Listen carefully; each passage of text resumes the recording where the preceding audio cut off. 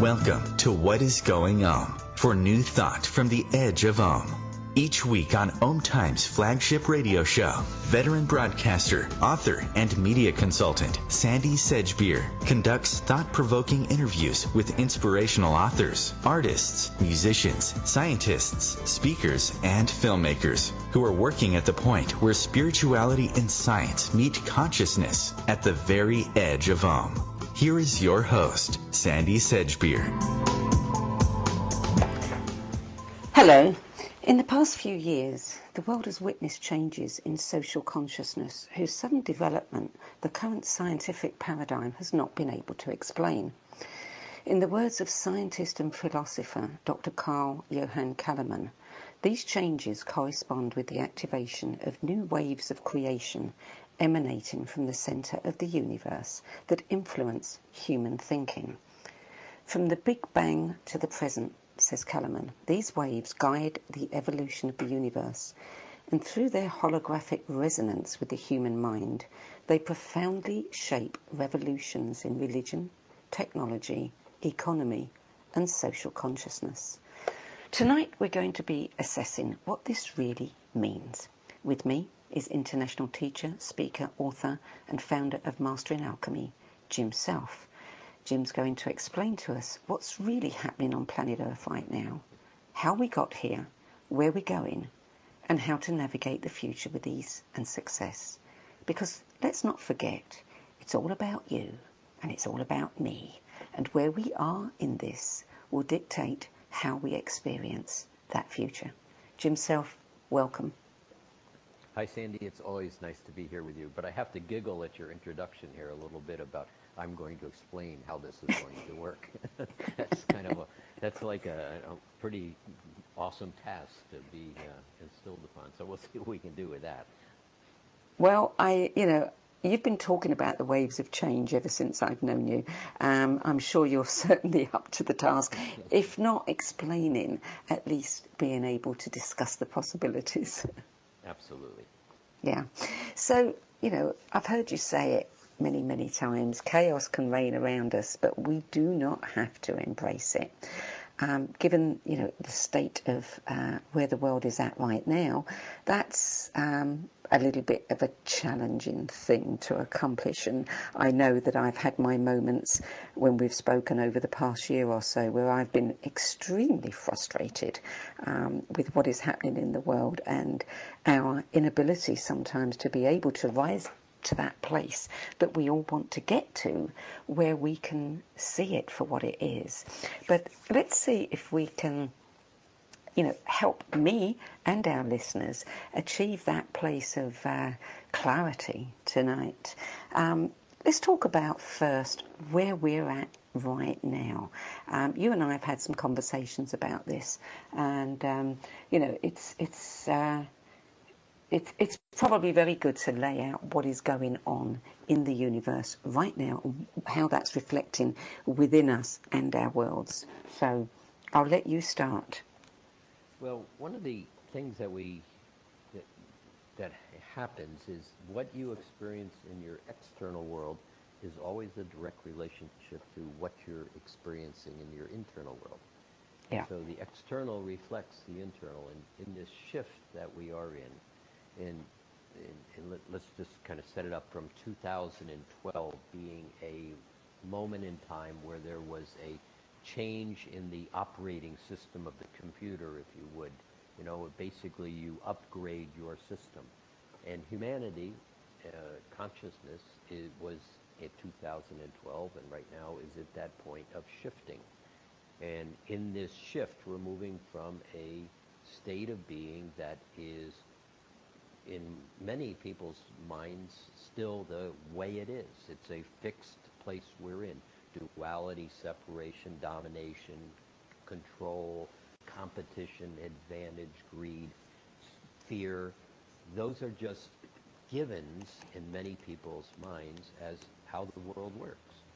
But it isn't the only way that the world works. We're now shifting from that state of where that has been very fixed to a state where people generally aspire to, If you say, what would you like it to look like if you could have your world on your terms, people would say happy, respect, dignity, appreciation, co-creation, gratitude, appreciation, kindness, laughter. And so we're moving there. But that, in a way, is hard to understand or grasp. It's a concept that's wonderful. But my world is like this, is what people will say.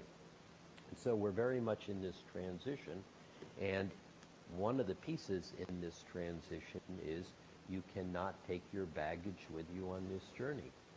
And that baggage for each of us individually is very much been created around, I'm not okay. There's something wrong with me. I'm not attractive. I don't fit. I'm never going to succeed. I don't deserve. But the misthought in that process is, yes, that's the baggage you're carrying, but to a great extent, it's not your baggage. Because if you really get right down to it and take a look at it, somebody said to you, here, let me give you this gift. You're not okay. You don't deserve. You're not going to succeed. And what we've all done is accepted it without knowing what else to do. And then we ask the question, what did I do wrong?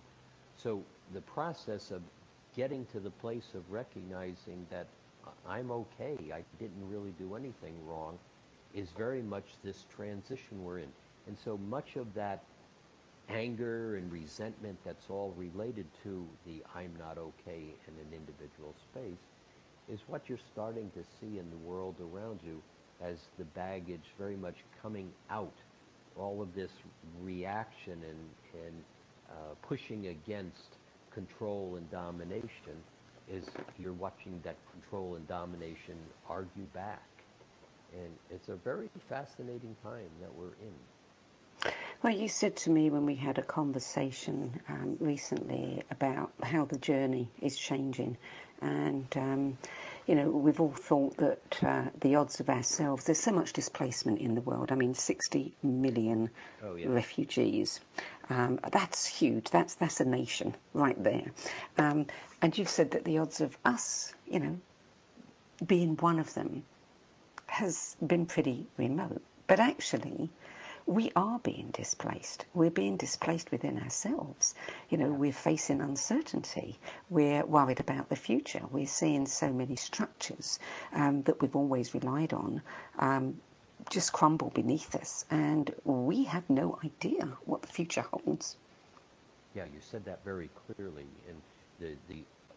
In the Western world, the opportunity for us to be displaced, as it is occurring in Lebanon or the Middle East or places like that, may not be what we will experience, but what we are experiencing is a major displacement in, as you've just said it clearly, from what we have been accepting to something that we are moving into. And it's uncertain in everybody's mind. The piece that is very helpful is to basically recognize that a lot of what you're looking at and reacting to in the world and pushing against and being upset about, as unpleasant and unreasonable as much of it isn't necessarily about you. And so it isn't necessarily your issues. In this space where we are upset about the world is, in a way, we're not doing ourselves or the world a service. We're basically spending our attention in places that at that level we can't influence. I can't influence what's going on in Lebanon as an individual right here. But what I can begin to recognize is, how do I hold myself in an alignment that I can begin to navigate my world? And in that process of navigating my world, create a balance that might be available to other people to begin to emulate. And that's the space that I think we're in right now. I watch so many people in this spiritual community worldwide that are basically starting to say, how do I create it the way I want it, and then invite people into that, rather than arguing with and pushing against what's out there and trying to change them to do something that I would like them to do to make me comfortable. Well, I think there are so many influences at work that, we look at what's in front of us and we say, oh, it's because, Britain's got Brexit, America's got Trump, and we're not looking at the bigger picture. I mean, certainly the reason I quoted Kellerman at the front, because his trilogy of books about the global mind is absolutely fascinating and makes a lot of sense to me. And of course, we are part of the global mind. And as much as it is informing us, we are also informing it. But one of the things that he wrote about in that, I mean, obviously he's a Mayan calendar expert, and he's looked at the Mayan calendar and been able to use it to predict many, many things. And he was the first person to say, hey, everybody, it doesn't mean what you think it means for 2012. But one of the things that he said, he talked about the long night, which is a 400-year period. And he said some years back that this current long night is coming to an end. At the beginning of it, all of the power in the world began to really mushroom in the West. England, America, etc., they really began to thrive and grow.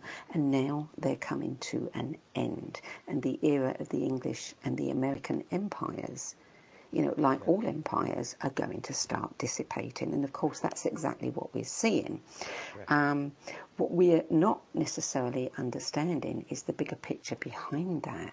And some of it, you talk about the waves of change, some of it are changes that are being ushered in by those. But also, it's what we're reflecting back at the world that is causing some of that too. Yes, very much so. In this set of changes, in one hand, we are seeing as we're pushing against, we're arguing with. But on the other hand, what I watch, what makes sense to me is when you as an individual can kind of find balance and basically recognize that these waves, these changes, these movements forward and back are all occurring, but a great majority of what you're watching has nothing to do with you at all. So kind of take your attention point out of some of that and bring you into balance. And in that place where you start to find balance, you start to see some really amazing changes that are unfolding along this bigger path that is going to create a new humanity, a new evolution of the world in a way that is absolutely stunning. There's a big positive as well as a negative. We get caught looking at the negative to too much of an extent, I think, sometimes. Oh, I agree with that. And it's so interesting. There are so many theories being put forward about, why the world is as it is today. Well, everybody who listens to this show regularly knows that I'm a big fan of astrology. I've studied it for many, many, many years, initially to try and disprove it, and I couldn't. And one of the astrologers who I think is consistently excellent is Eric Francis at planetwaves.net, and he used to be an investigative journalist, and so he's very thorough in the work that he does, and he produces really interesting commentaries on what is going on in the world today, bringing in astrology, but also bringing in much else. And he wrote something back in 2016 when everybody was concerned about the election and was, their jaws were dropping with some of the things that were happening back then. He wrote a really good overview of how we got to where we are and what digital technology is actually doing that we're not aware of? And that's something I'd really like us to talk about, because I know that you have been looking at some future technology, which is also very interesting to discuss, which we'll get to a little bit later in the show. But one of the things that Eric Francis has said, and if I can just find some notes, he was talking about the media as creating deep disorientation of intellect and destabilizing of culture throughout the world. Disembodied communication is distorting and transforming our minds and our bodies. Do you have anything to add to that? I do. I think that's very much accurate. One of the things that I started watching back in about 1988, it just began to just catch my attention in terms of how the news was shifting or how the media communication was shifting. But specifically in terms of news, it used to be that you'd get this little snippet of basically as factual information as it could be. There is this going on, there was this event, there was an accident, this is the number of people were hurt, and it happened last night. What began to happen in about 1988 is you started to see this amplification of kind of a hysterical relationship to the news, amping it up and like, oh my God, this is really a terrible expression or experience that's happening. And then it would be fixed for about a week, and it would be on the topic of, let's say, AIDS. And then the next week it would amp up about Somalia. And then the next week it would be a different topic. And what happened is it began to be something that activated in the nervous system of the body a expression of fear or distress. And then it would not be completed. It would not have a sense of depth to it where there was a sorrow and then a evolution of the emotional field into balance, or it would not be then amped back down to where you could say, well, that was scary, but I'm glad it's okay. It was left at a place where you were scared or you had a sense of fear in your space, and then it was not answered. And then it moved to the next one, and the next one, and the next one. And the nervous system began to become numb to the expression of this scary, blasted sense of fear, and then didn't have an answer to it. The adaptation of the nervous system was to simply numb out. And since that period of time, the information doesn't last a week. It doesn't talk about the problem for a week. It has gotten into smaller and smaller and smaller chunks. And so now it's to the point where you see a very uncomfortable situation as a tweet, and then it's not spoken to again. So the conditioning in the media expression, and it's really much more than the media, it's what's behind the media, basically leaves the human being in looking at information in a very distorted place. Yeah, indeed. Jim, I'm just going to hold it right there while we go to break. You're listening to What is Going On. I'm Sandie Sedgbeer, and with me today is international teacher, speaker, author of What Do You Mean the Third Dimension is Going Away, and a course in Mastering Alchemy, Jim Self. We're talking about what's really going on planet Earth right now, how we got where we are, the possibilities in front of us, and how to navigate the future with grace and ease. We'll be back after this break. The future of Internet radio is here. OMTimes Radio, IOM FM. Ascending Hearts is no ordinary dating site, but a spiritual dating site with a purpose, to link you with your soulmate. We engineer the serendipity so you can trust that you will attune with someone that has the same matching vibration as you. Ascending Hearts, the conscious dating site for the spiritually aware. Try Ascending Hearts for free. AscendingHearts.com. More than 24 million Americans have an autoimmune disorder, and that number continues to grow. I'm Sharon Saylor, and I'm one of those 24 million. To put that number in perspective, cancer affects about 9 million and heart disease up to 22 million. That's why I've brought together top experts and those thriving regardless of their diagnosis to bring you the latest, most up-to-date information. Join me, Sharon Saylor, Friday night, 7 p.m. Eastern, for the Autoimmune Hour on Life Interrupted Radio to find out how to live your life uninterrupted. Hi, this is New Age Grammy winner Paul Avgerinos. Thanks for listening to OMTimes Radio, and please support my peaceful healing music with a purchase at iTunes, Amazon, or wherever you shop for fine music.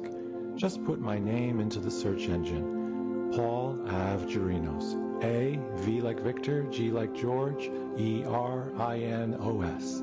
You can also visit me at roundskymusic.com. Thanks for listening, and I'm wishing you the brightest of blessings.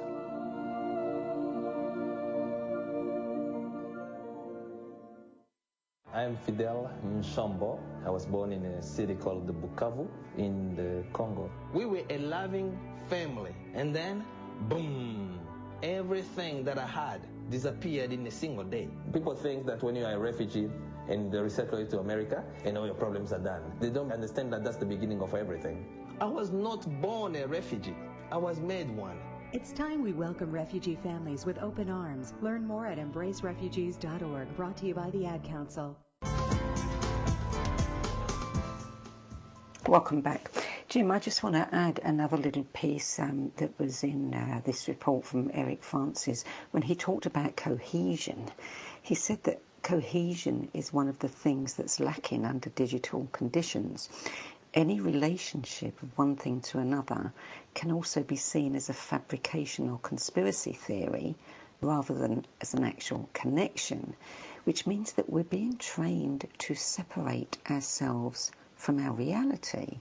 So that one result of that is that the sense of self is disembodied, and the internet is inducing a society-wide out-of-body experience.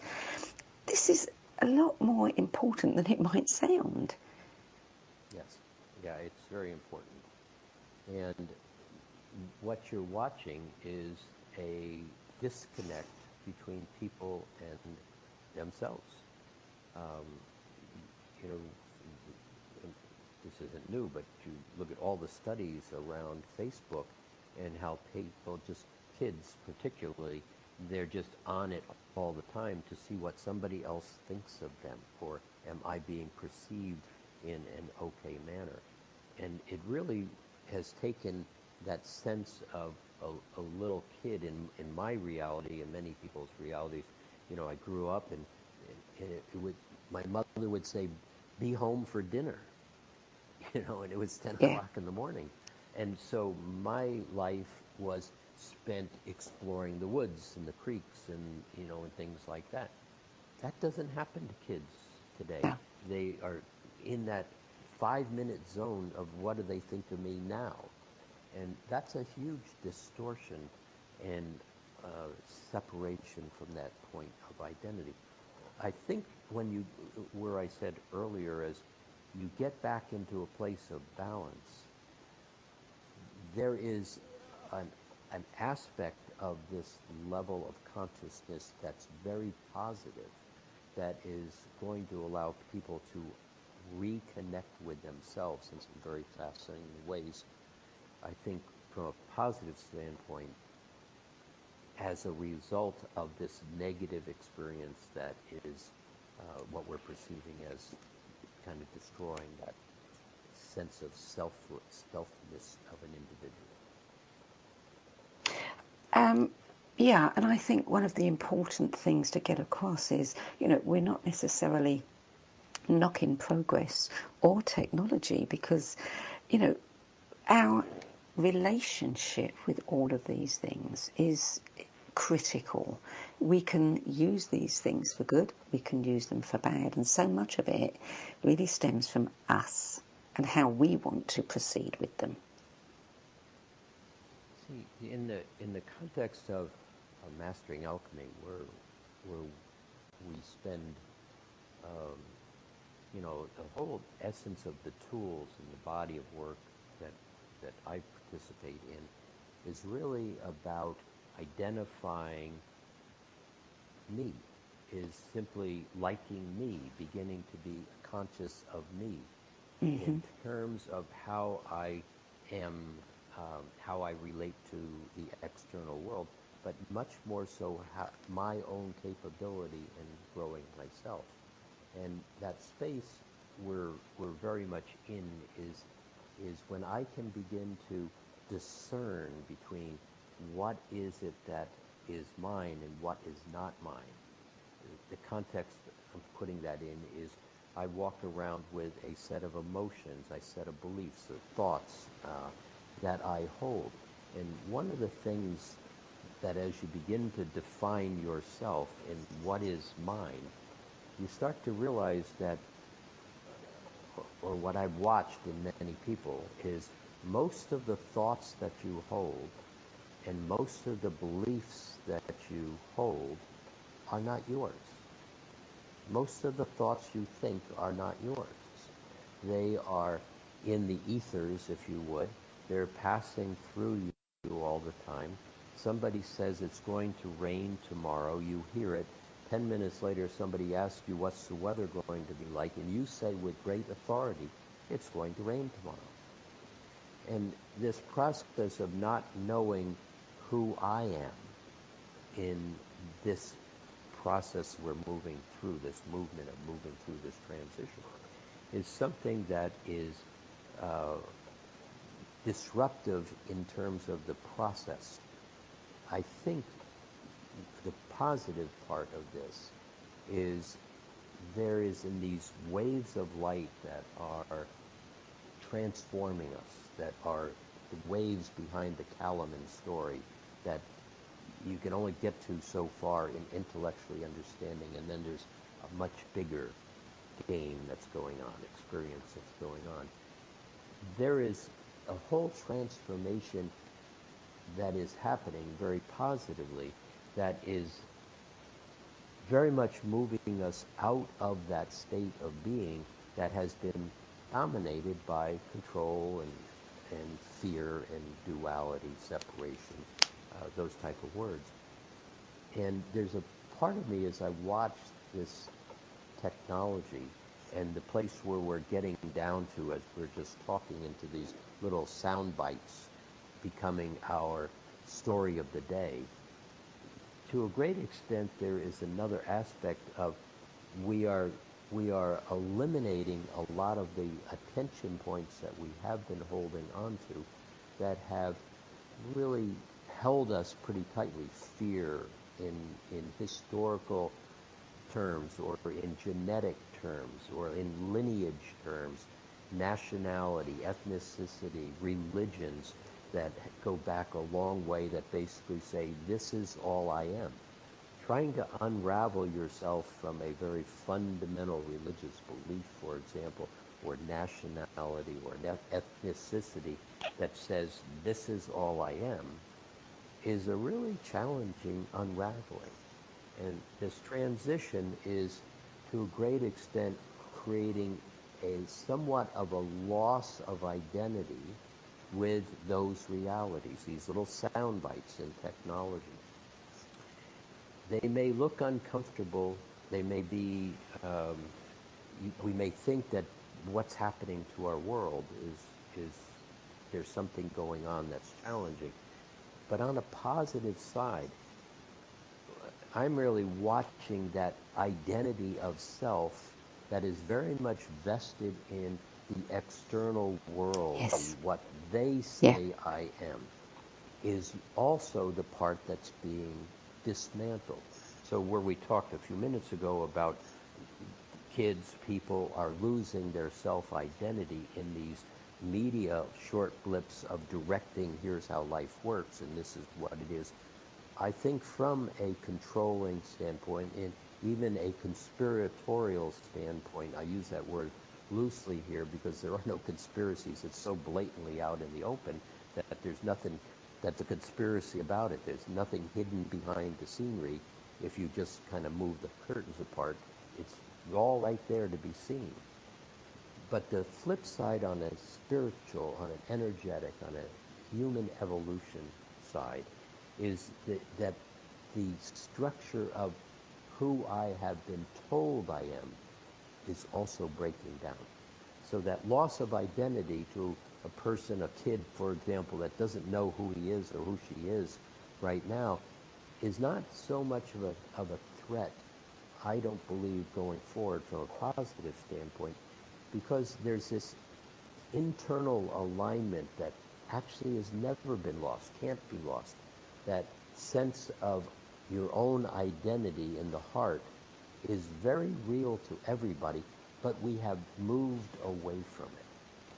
What's in the process of happening with a lot of this technological shift, and I don't mean in terms of physical devices, I mean in terms of a technology of consciousness, that there is a sense of awareness that's being recreated in the essence of the individual, that's starting to see 60 million people being displaced out of their homes is not okay. There's something wrong with that.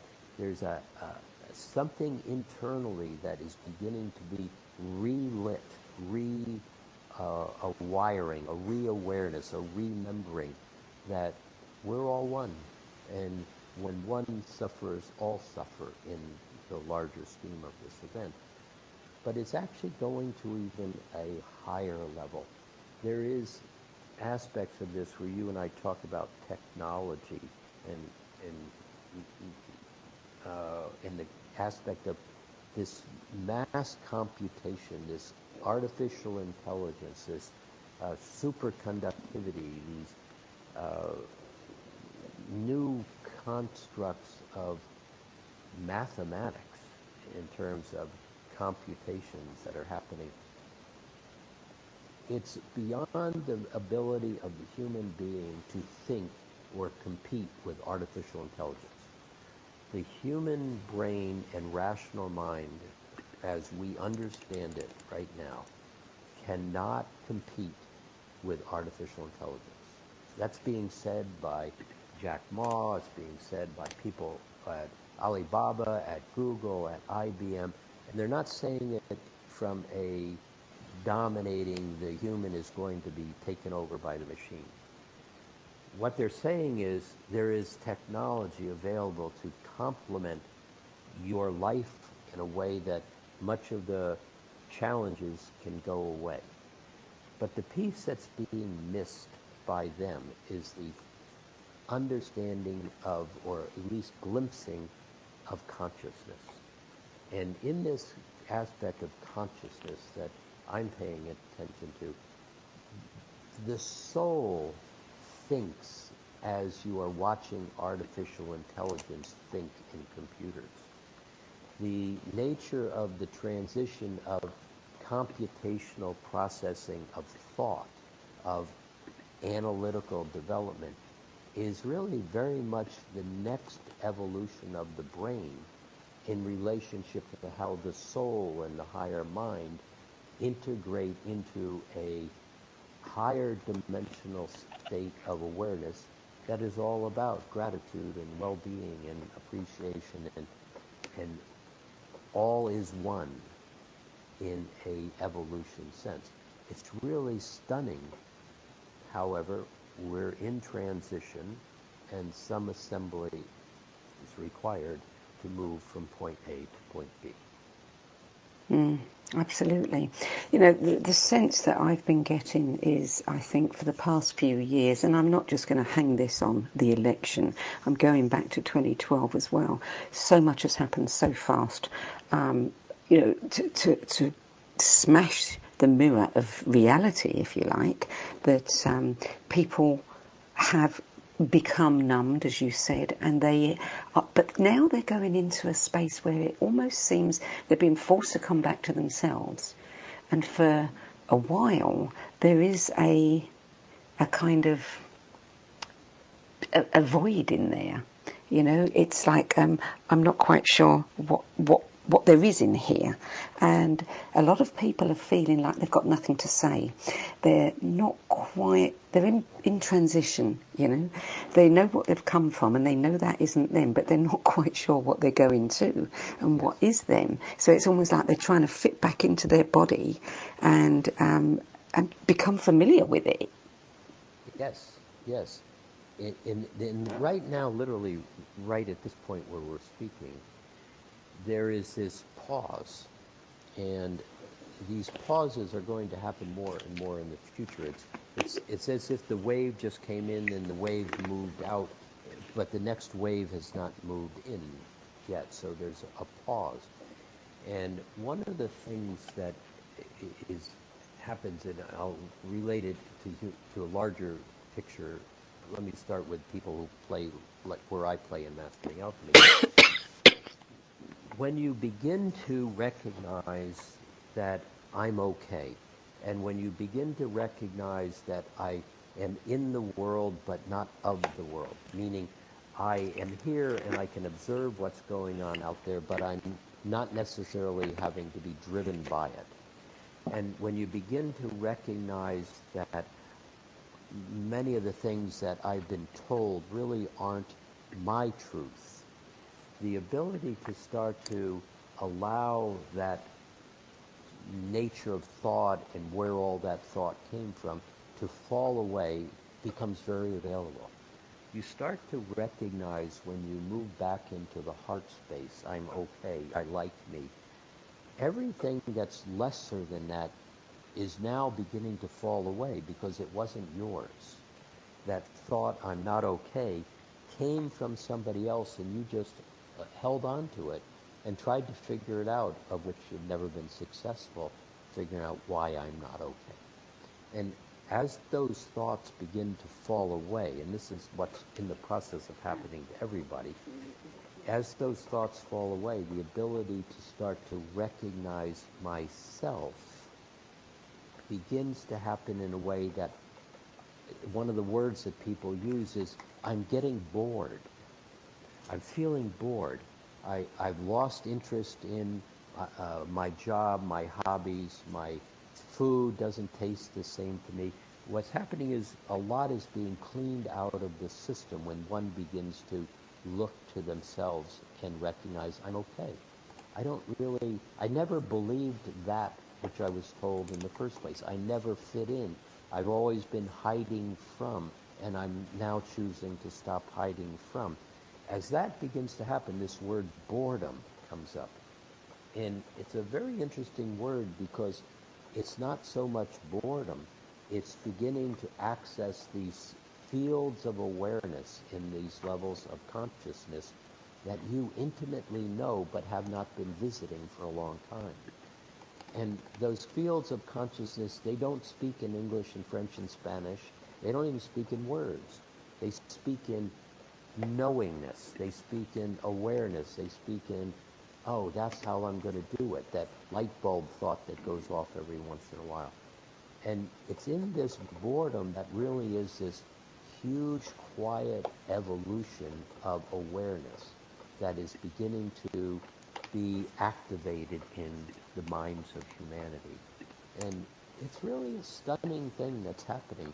It's easy to see boredom as nothing's working from a third dimensional perspective, from a I need the world to help me be okay. But when you begin to be okay and recognize I'm starting to become conscious of being conscious, then there's something really quite magnificent that's starting to happen. You're listening to What is Going On. I'm Sandie Sedgbeer, and I'm speaking with international teacher, speaker, author, and founder of Mastering Alchemy, Jim Self.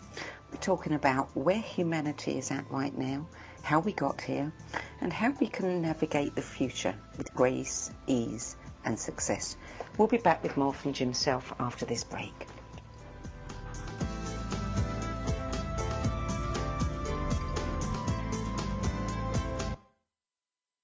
The cutting edge of conscious radio, OMTimes Radio, IOM FM.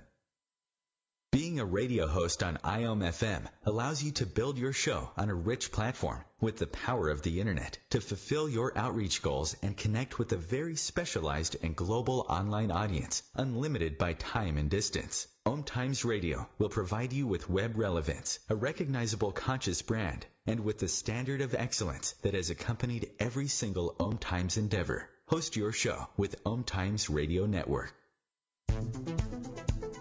My name is Victor Furman. Some call me The Voice. I've always been fascinated with human nature, spirituality, science, and the crossroads at which they meet. Join me Wednesdays at 8 p.m. Eastern on OMTimes Radio, and we'll explore these topics and so much more on Destination Unlimited.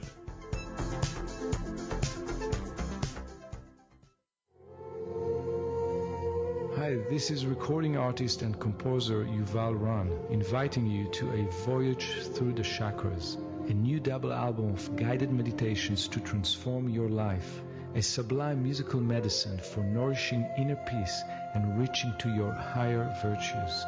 Get it now at metamindfulnessmusic.com, METTA mindfulnessmusic.com. Imagine being fired because of who you love. Imagine being denied medical treatment because of who you marry. Imagine being evicted because of who you are. Millions of Americans don't have to imagine this. They have to live it. Because in 31 states, it's legal to discriminate against LGBT people. Get the facts at beyondido.org. Brought to you by the Gill Foundation and the Ad Council. Welcome back. Jim South, this programme's going far too fast to get in everything that I want to say. Before we talk about the future and how we can navigate that with grace and ease, and some of your great tips for doing that, I want to just briefly reference the TED Talk that you directed my attention to, given by Shohone Groves, the quantum physicist and equity advocate, talking about quantum computing. And we don't have too much time to go into that. I mean, you can explain it if you want to, and then I'll tell you something that I got from it. So this aspect of quantum computing is outside of the reality of virtually everybody.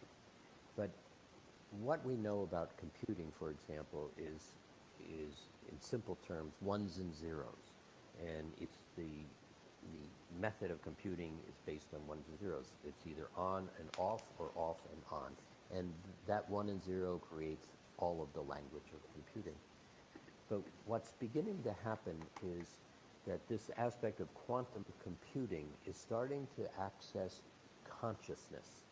And at any given one moment in consciousness, all things are possible. There is no right or wrong answer. It is simply, if you wish it to be this way, collective consciousness will present it to you that way. If you wish it to be another way, you will wind up having access to it that way. So this aspect of you as a consciousness basically is capable of simply holding your attention on a thought, and that thought will manifest into a reality. Now, that's something that's been said for eons of time, but we are literally moving to that point in this conscious evolution to where you're going to just think apple, and as you're thinking it, holding out your hand, and the apple will appear. This quantum computing and quantum uncertainty, as they're calling it, is something that basically allows all things to be possible at any given one time. And it's how the soul thinks. It's how consciousness thinks.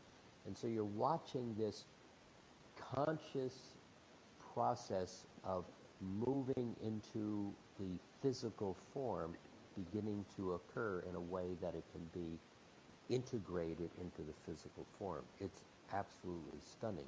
It's off in the future for the mass consciousness, but you're watching the perception of the brain and how the brain thinks and processes information being presented in technological terms, and then it's going to be much more integrated into the physiology of the body. It's amazing. It is, and listening to her speak, what came to me, bearing in mind what I said earlier, you know, we are not separate from any of it. You know, it informs us, we inform it. But she said at one point, quantum bits have fluid, non-binary identity, which can exist in a superposition or combination of 0 and 1, and it can be either. Identity is on a spectrum.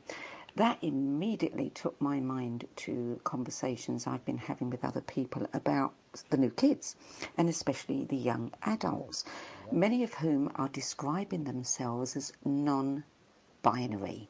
They don't want their sexuality to be fixed. They regard themselves as fluid in every way. Correct. There's your thinking. There's your awareness. Yeah. And it's coming in the new generations. It's changeable in you and me.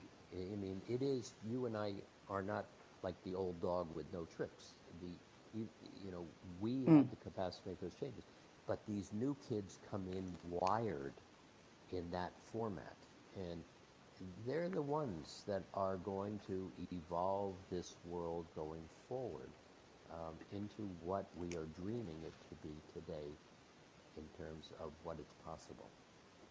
Yeah, absolutely. And we're seeing the evidence of that all around us, in our technology, in the kids, in everything.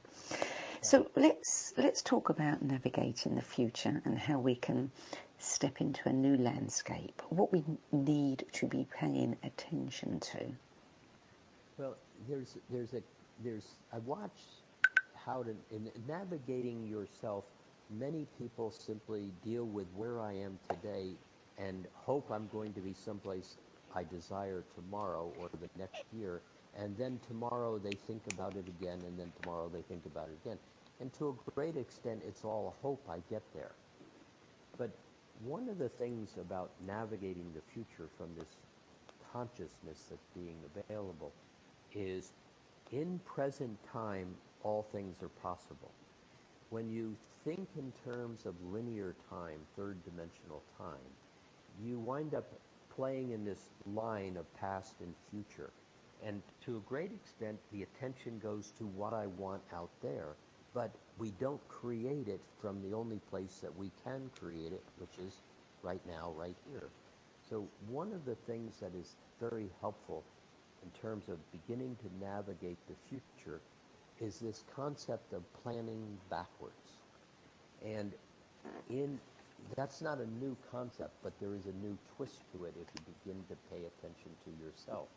And so in a year from now, I would like to be in Hawaii, and I would like to be on a vacation, and I would like to stay in this hotel, and I would like to eat at this restaurant, and they've told me that this meal is really good. And so what the average person does is start to say, that's where I want to go, and we hold our attention on it and we begin to work towards it. But in this context of where we're beginning to play now, the ability to be in two places at one time, now, keep this simple, becomes very available to you consciously. So if I said to you, close your eyes and remember what tasting key lime pie tastes like, or something that's got a very distinct taste to it. And if you're sitting there right now, you're right here in the chair, but if I say remember a taste, you'll remember the taste. And if I say now, right now, begin to have that taste in your mouth. Feel the sourness of the lemons and the sweetness of the pie. And so right now I'm having an experience based on a memory. But if you reverse it and basically say, I'm going to be sitting in this restaurant, I've never been there. Or put it another way, I'm going to be sitting in a restaurant on a balcony at a hotel overlooking the ocean in the sunset and smelling the air. If I basically take myself and put myself in that future position and sit there right now in that future moment, I'm doing the same thing that I'm doing with drawing a memory into my awareness right now. And so if you begin to say, yes, this is the view I want, this is the smell I want, this is the feeling, most importantly, that I want to be relaxed, I want to be enjoying myself. Create the feeling, create the thought, add to it the smells and the sights and the sounds, if you can do that, and be there. It's not going out of the body, it's not projecting into a future, it's being in that experience. That basically makes it very tangible in the moment to then hold on to that's where I'm navigating myself into the future. It could be as simple as a job, a relationship, a new place to live, but it's in this place of having an identity with that future, even though you've never been there, that is going to start to allow that future to come to you. It's not that you are going to the future. The future is coming to you. And it's a very different way of perceiving, just as quantum computing is an absolutely different way of understanding computational process. But this particular being able to have the future come to you. See, everything comes to you. You don't move through time. Time and space move through you. And beginning to entertain that it comes to me begins to be a very different and a rapidly successful vehicle to creation that we're all going to begin to understand more so. In regard to the kids, they know how to do this. Yeah, that is very, very powerful. You know, I've used it in NLP and hypnotherapy, and it really does make a huge difference. Is this what you would term anchoring intentions? Oh, absolutely. You basically begin to have identity with the concept, with the texture of the event that you wish to experience.